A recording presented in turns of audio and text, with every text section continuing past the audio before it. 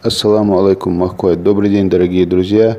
Сейчас позвонили родственники Хизыра Муслеева и попросили передать подписчикам слова благодарности за помощь в поисках их родственника, о пропаже которого по их просьбе, по просьбе родственников, мы рассказывали вчера ночью у нас на канале Даймох Онлайн.